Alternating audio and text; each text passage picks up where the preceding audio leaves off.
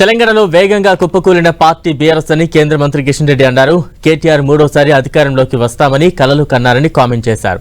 తండ్రి కుమారుల తప్పిదాల కారణంగానే రాష్ట్రానికి నష్టం జరిగిందన్నారు.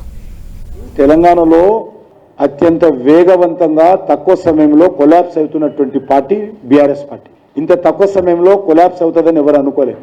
కాబట్టి ఆ పార్టీని గురించి ఎక్కువ కామెంట్ చేయాల్సిన అవసరం లేదు. కేటీఆర్ అంటే అందరికీ జాలి ఉండాలి, మీకు కానీ మనకు కానీ. పాపం చాలా జాలి ఉండాలి, పడాలి, జాలి పడాలి. ఎందుకంటే ఆయన పోలింగ్ తర్వాత కూడా ఆయన ముఖ్యమంత్రి అయినట్టు, పోలింగ్ తర్వాత కూడా ఈయన డిఫెన్స్ ఈయన హోమ్ మినిస్టరు, ఈయన రెవెన్యూ మినిస్టరు అంతా రాసి పెట్టుకున్నాడు.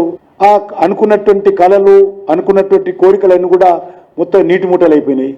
కాబట్టి ఆయన మాట్లాడతాడు. కొద్ది సానుభూతి చూపాలి. మీరు కూడా అట్లా బాధపడితే ఎట్లా?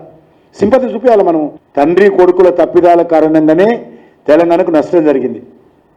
తండ్రి కొడుకుల నష్టం కారణంగానే తెలంగాణ ప్రజలు ఈరోజు అనేక రకాలుగా దోపిడీకి గురయ్యారు. వాళ్ళ అహంకారం కారణంగానే ఈ తెలంగాణలో ఈరోజు ప్రజాస్వామ్యం